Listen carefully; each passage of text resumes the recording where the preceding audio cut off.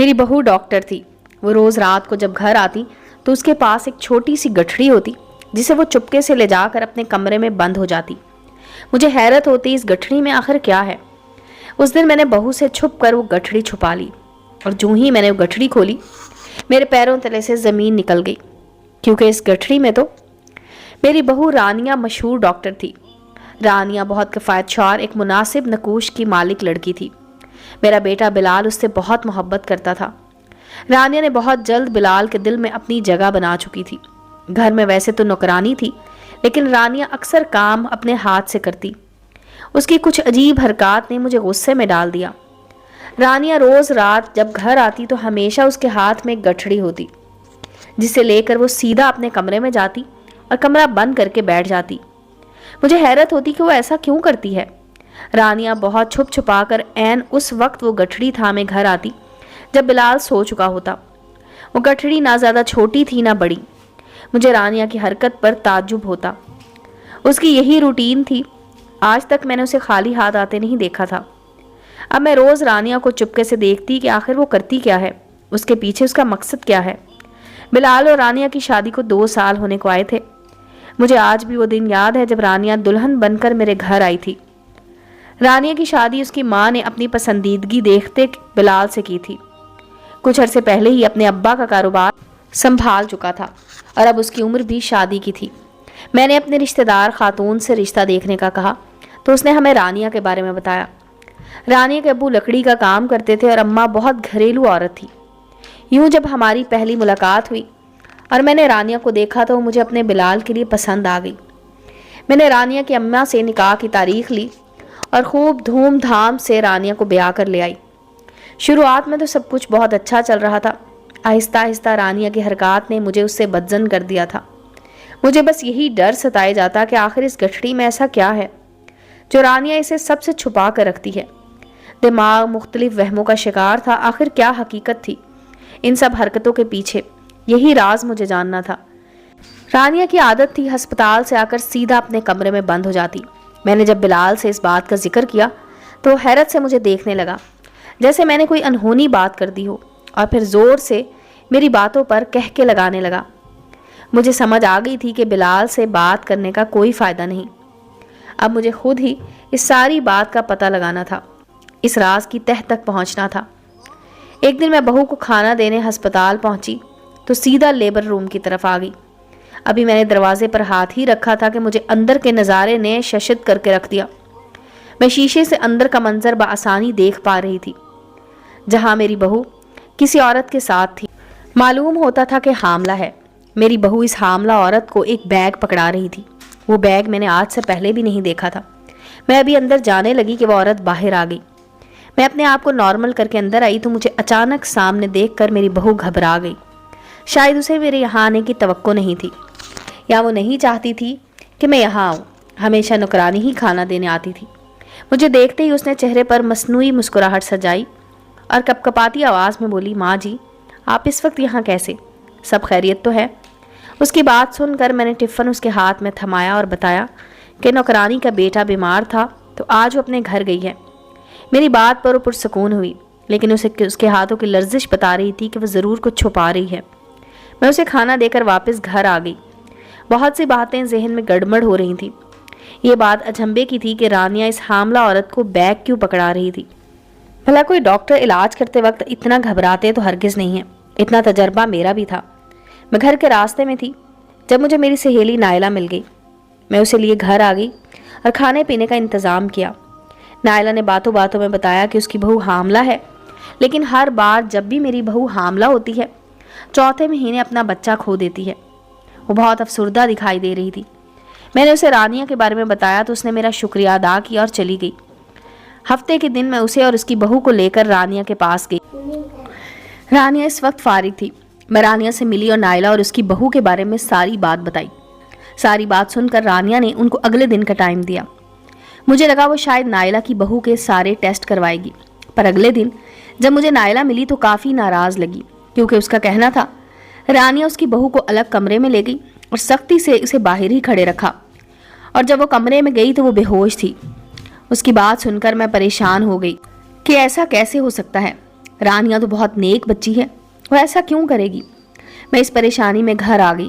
رات کو رانیہ گھر آئی تو آج خلاف معمول اس کے ہاتھ میں 2 گٹھڑیاں تھیں۔ رانیہ وہ لے کر اپنے کمرے میں بند ہو گئی۔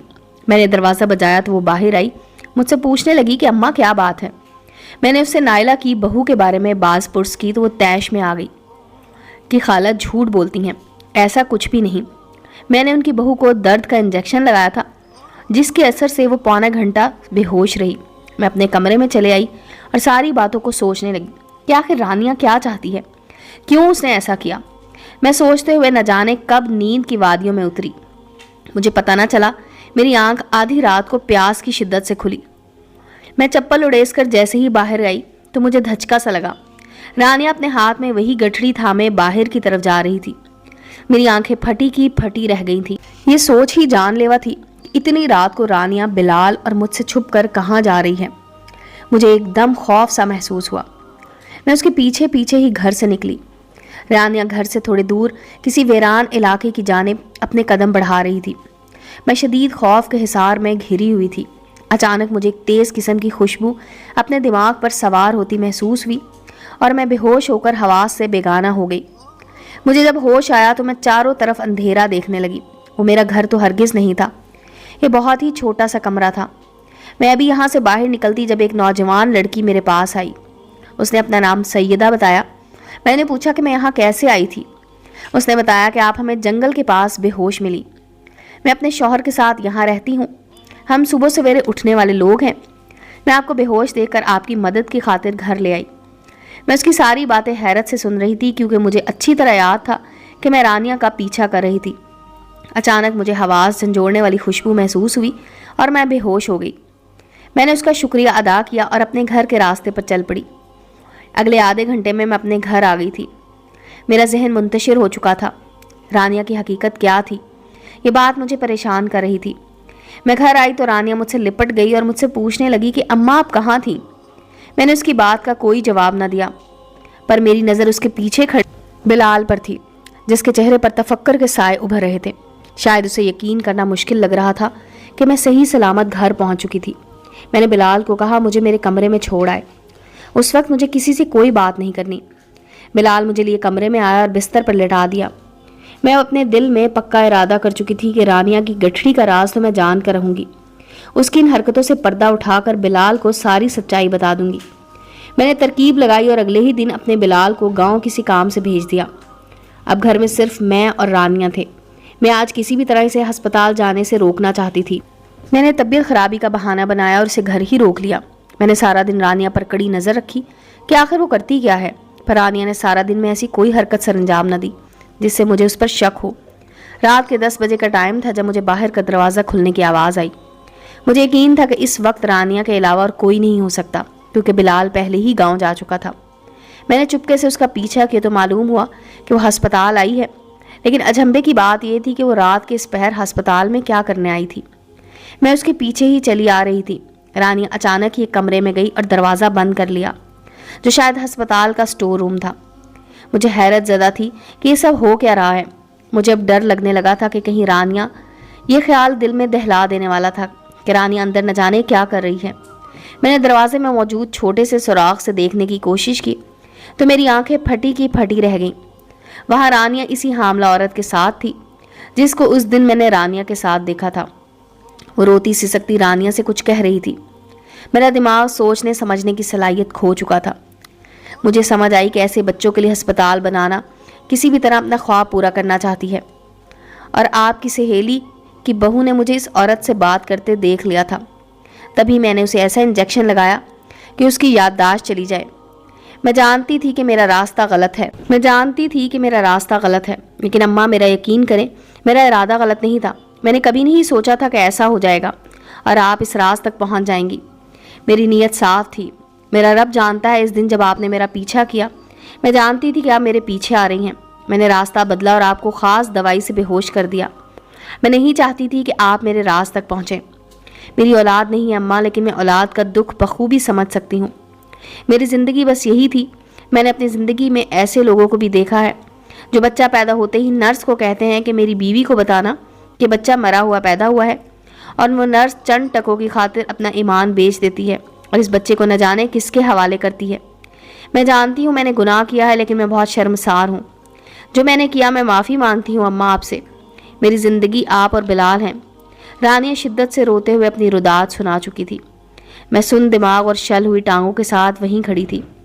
اس کی ساری باتیں مجھے حیران و پریشان کر گئیں۔ خیر جو بھی تھا، اسے کوئی حق نہیں تھا ایسے کاروبار کر کے اپنا خواب پورا کرنے کا۔ میں نے اسے یہ بات سمجھائی اور اسے بتایا کہ وہ کتنا بڑا گناہ کر چکی ہے۔ بے شک نیت صاف تھی، لیکن طریقہ غلط تھا، اور غلط کو صحیح کر کے لبادے میں اڑا کر پیش کرنے سے غلط صحیح نہیں ہو جاتا۔ کسی کا بھلا کرنے کی شروعات بے شک خود سے کرو، لیکن خود کو غلط راہ پر جانے سے بھی بچائیں، کیونکہ آپ غلط کر رہے ہیں۔ امید ہے دوستو سٹوری اچھی لگی ہوگی۔ چینل کو لائک اور سبسکرائب کریں اور بیل آئیکن کا بٹن دبانا مت بھولیں تاکہ ہر نئے آنے والی سٹوری کا نوٹیفیکیشن آپ کو مل سکے۔ ملتے ہیں اگلی سٹوری کے ساتھ۔